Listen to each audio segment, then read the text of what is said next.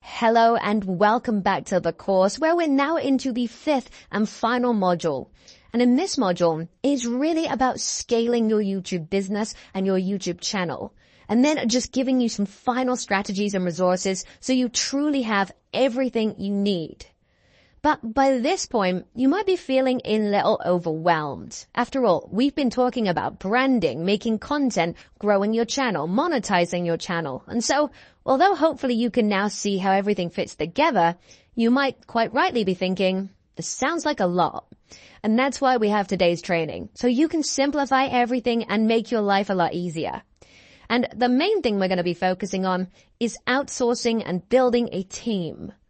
Just because you know how to do everything yourself absolutely doesn't mean you should. It's nearly impossible to grow quickly if you're doing every single thing yourself. Working more is not always the answer. Often working more strategically is. The good news is pretty much everything in this course can be outsourced to someone else or delegated to a team member. The real key is in identifying what to outsource and what to delegate, because the answer to this will vary a lot depending on what your skill set, your interests are, and most importantly, the value of each task. For example, the thumbnails of your YouTube videos. If you have no experience with graphic design and it takes you a long time to design them and you don't even particularly enjoy it, why not pay someone to do it for you? You can literally get thumbnails made for $5 or less on marketplaces like Fiverr.com from people with years of design experience. And I'll admit, when I was a lot younger, I had this mentality of, if I can do it myself, I can save money by not paying someone else to do it. And so I'd probably spent countless hours trying to learn how to design better thumbnails myself, but we actually need to talk about the opportunity cost. That's what we should be thinking about when it comes to these decisions. Because let's say a great thumbnail takes you 15 minutes to make. Often it's probably actually a bit longer than that. But let's say you can do 4 in an hour. Well, you could get 4 thumbnails for $15. So you're valuing your time at $15 an hour by doing that task yourself. And when you're a coach who's going to be charging hundreds of dollars per hour to clients, why are you doing something that's worth $15? Because surely you could have done something more profitable in that hour. If you'd spend that entire hour getting on calls with leads and closing some of them to your course or your coaching, you'd have made vastly more money. So by spending $15 on thumbnails instead, you've not really saved $15 necessarily. You've lost out on potentially hundreds of dollars by not focusing on tasks that are worth more money. So if you're ever doing tasks that you could pay someone to do for significantly below your hourly rate, it may be worth considering if someone else should be doing that task so you can focus on the most important tasks that drive the business and your channel forward the most. And as you scale, you'll find yourself working on less and less tasks because you'll just be working on the most important profit-driving tasks that really move the needle forward the most. Now, I should also point out, it may feel like I'm picking on thumbnails here, but the truth is, if you have some design experience and you really enjoy making them and you've got a template and a system for it, so it's actually really efficient, well, that's great. Don't outsource them. Thumbnails were just an example. The principle applies for anything and everything in this course. For example, some people hate editing. Some people are really terrible at writing. Some tasks are just not as important and can be outsourced cheaply and easily. Just think about the opportunity cost. And obviously, once you're starting out right at the beginning, well, if you have very little revenue, it may not be possible. But as soon as you do, then reinvesting that money you're making into people who can do some of these tasks for you is the fastest way to scale. I also find that when you pay someone to do something that you know you could have done yourself, it almost forces you to use your time even more wisely. But now, let's talk about actually building a team for your business. Because what I just described with Fiverr is hiring a freelancer for a one-off job. But long-term, having someone actually working for you consistently is likely to be more efficient. It's likely to be a better experience as well. And when some people hear that and they hear hiring someone, they think, whoa, I've just started a YouTube channel. I can't be hiring an employee. But that's not exactly what I mean. I'm talking about hiring virtual assistants. Professionals from countries like the Philippines earn a much lower annual salary, sometimes 70 to 90% less than their counterparts in America, despite having the same responsibilities. And so you can hire someone from these third world countries to do simple tasks in your business for around $5 an hour sometimes. It can vary, sometimes even cheaper, sometimes a little bit more depending on what the task is.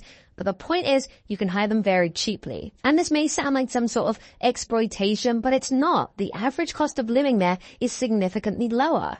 And so hiring people from abroad is win-win for you both. It's smart business. There are countless sites you can find these virtual assistants, but the big key is thoroughly testing and interviewing people before you hire them, because I'll admit their skill levels do vary massively. Don't rush into hiring the first and cheapest assistant you can find. However, on the flip side, make no mistake, there are some highly skilled virtual assistants who speak fluent English and can do a great job with the task you need, just at a substantially lower price than you would find from hiring someone in America, for example. And you don't even need to hire them full time. You can perhaps work out a part-time deal for 10, 15 hours a week, whatever it is you need. So building a small team doesn't have to be a huge cost at all. And obviously, again, it goes back to that principle of opportunity cost, where once you've got this small team working on these tasks that are less important, but they need to be done, well, it's allowing you to spend all your time on the bigger tasks, the most important things. Another great resource I recommend using is Upwork. It's a marketplace for freelancers, a little bit like Fiverr, but you can post a job ad of exactly what you need with Upwork. And so people will apply to you. And this is great because you can create an ad for pretty much anything you need help with within your business and test them out by making a deal through Upwork. And this is great because your money's protected. You only pay once they've completed the task that you set. And obviously, if they do a great job with that task, you can then discuss giving them a more permanent role in your business, such as X hours per week. And I've worked with several people from Upwork and had some really great experiences. You just need to test them out first. So, for example, if you need someone to help write emails to your email list, you could post a job ad for an email copywriter outlining exactly what you need and the type of emails you want. And then you can look through the applicants and have a trial run with the best applicants. I mean, many of them will actually do a trial run for free, so they'll write a free email for you in this case to show their work. And then you can hire the best, either for a set project. So you say, okay, you can write me 10 emails and I'll give you this amount of money. Or you can even do it on a rolling basis. You can say, I'll pay you this amount per hour and charge them on an hourly rate. Once again, writing emails is just one random example. This principle applies with almost any job in your business. Anything we've discussed in this course, you could post an ad for it on Upwork and get people to help with that. And although I've mentioned there about doing an hourly rate, I'd always start off, if possible, with paying per result. So, paying for a set amount of emails, paying for a set amount of scripts, paying for a set amount of videos edited, just so you know exactly what you're getting. Obviously, once you've developed a relationship with someone, then you can maybe move it to an hourly basis type of thing if it works for you both. Here's a pro tip though. When you're posting a job ad on any site or marketplace, make the questions harder to fill out. Don't use just basic questions, because then you'll get people just copying and pasting answers and mass applying to lots of job ads. Instead, it's better to filter these people out and have a smaller pool of applicants to choose from, but all of which have put the time and effort in to properly answer your question. I'll give you an example here. When hiring an editor, I'll give links to example videos of the standard and the type of editing that I want, and then I'll ask them questions like what their favorite part of the video was, or anything to prove they've actually looked at these videos properly and they understand what the job really is. So that way you're getting people who've actually, they're detail oriented. They've bothered to read through your full description. They've bothered to take the time to look at the links and things you've provided, so you know that they're a serious applicant. They're not just copying and pasting the same thing to everyone. Because at the end of the day, you want to hire someone who is detail oriented, who's willing to read through instructions and follow the things that you've set out. So that's why making the application just slightly trickier to fill out can actually be a good thing and save you a lot of time as well by just getting the best applicants. And with a site like Upwork, which is what I recommended for finding these people, you can actually set your own questions when you're listing the job ad. So that's nice and easy to do. And also, by the way, when you're hiring anyone, it's worth pointing out that within the settings on your YouTube channel, you can actually add managers to your channel so they can work on your YouTube channel directly for you, but without you having to give them your login details. So you never have to give them your password. You can set it so they can log in to your YouTube channel but without knowing your password. They can just do it from their own account. Obviously, though, be very, very wary of ever doing this. You need to fully trust the person. And most of the time, there's no need to give anyone manager access because they can just send you their work and you can upload it or edit it yourself. But as you scale your team, you can give access to your channel for those who need it for whatever task you're paying them for. Just ensure if you do this, number one, you trust them. And number two, they enable two-factor authentication on their account just for extra security so they can't get easily hacked or anything. But anyway, hopefully you can see the potential with all of this of hiring people, of being able to free up your time to work on the most important tasks and having support to help with everything else. Of course, this will typically start off slow, maybe with just one freelancer.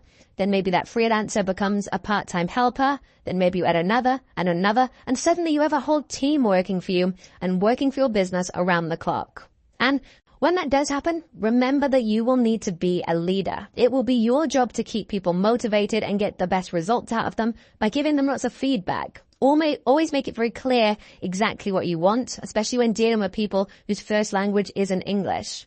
You want to be very clear with your instructions. And fire people who aren't working out and nurture the talent who are doing a great job. Focus on the right people. You can always use software like Hubstaff to track the progress and activity of your team and ensure they're focused and see who's actually spending their time most productively. However, aside from people, the other way to scale a business is technology. And let's remember, at no other time in history has it been possible to create a massively scaled business so quickly with so few employees just by leveraging technology and automation.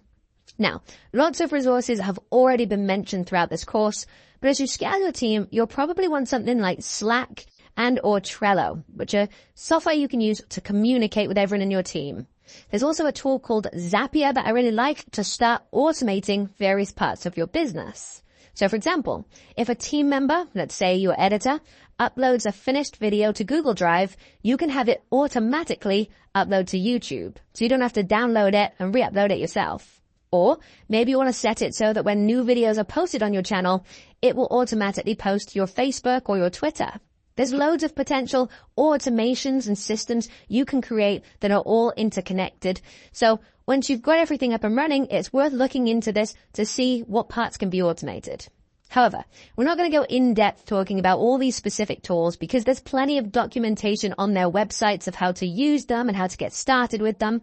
The important thing is you start to think about automating and integrating things as much as possible so you have systems that are working 24/7. Because ultimately, tasks where there are no creativity or human input really required, you may as well have them done by machines rather than you having to pay someone to do them. And if you really want to get deep with automation, there are even automatic lead generation tools. I'd particularly recommend looking into lead generation software for LinkedIn that will automatically connect with people, matching your set criteria. That obviously is going to align with who your ideal customer and target client is.